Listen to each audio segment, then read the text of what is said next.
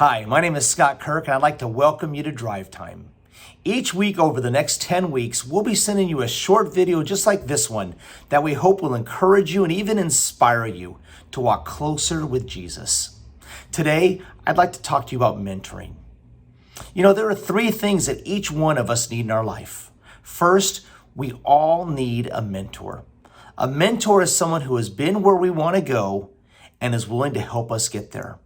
Secondly, you need someone to mentor, someone in whom you can invest your life. And finally, number three, we all need a team, someone to do life with, someone who will go with us.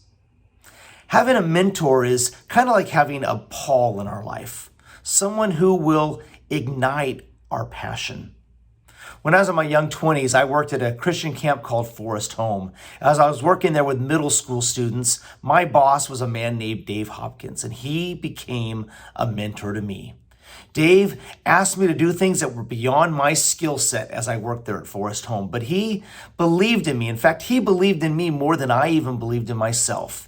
And by being with Dave, he ignited my passion. We also need, secondly, someone to mentor. Having someone to mentor is like having a Timothy in our life, someone who catches our passion, someone that we can pour our life into and invest into. And then finally, number three, we all need a team. Having a team is like having a Barnabas, son of encouragement, someone who we can do life with. I'm so fortunate that I've got a team here at Anthem made up of people like Chase and Lauren, Damani and Margie, and together, along with Joey, we get to do life together. We do ministry together, side by side, and as I'm with them, they share my passion. So a mentor ignites your passion, someone to mentor catches your passion, and a team shares your passion. Now, mentoring really isn't a new concept. It's been around for a long time. In fact, we hear about it in the story of Homer's Odyssey with Odysseus, the king of Ithaca. And he's in a dilemma. He's about to go to war, and he has a son named Telemachus who he's really concerned for because he knows that as he goes to war, he's going to have to leave Telemachus under someone else's care. Who can possibly raise Telemachus the way that he will?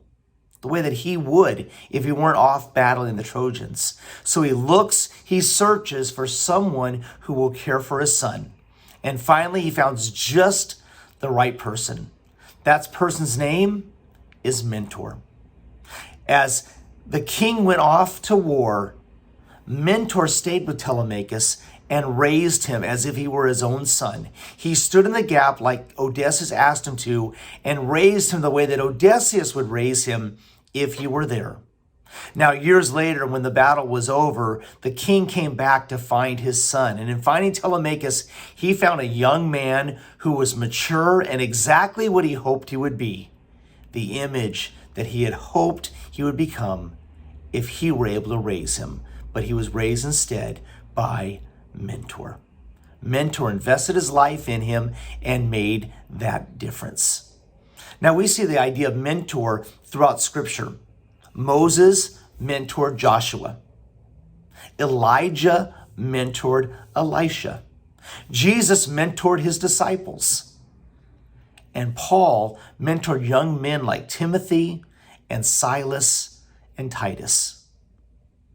It made an amazing difference in their life. Over the next 10 weeks, we'd like to encourage you and challenge you to consider being mentored and mentoring someone else and doing that as a team.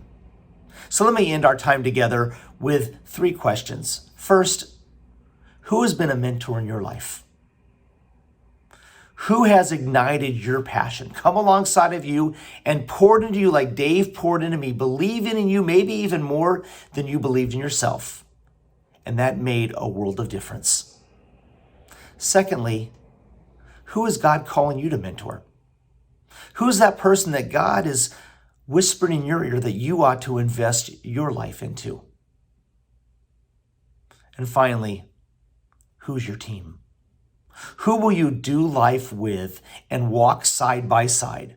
There's an African proverb that says, if you want to go far, go together. You can go fast by yourself, but going far requires teamwork. And we're so thankful for the connect groups we have going, and we hope you would consider being a part of one, joining together, because at Anthem, we know that life happens better in circles.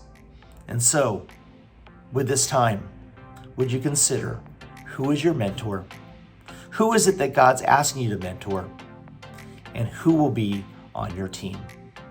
We look forward to next week. We'll talk more about mentoring and hopefully encourage and inspire you to walk closer with Jesus and with those He has called you to invest in. Have a great week. We'll see you soon. See you Sunday.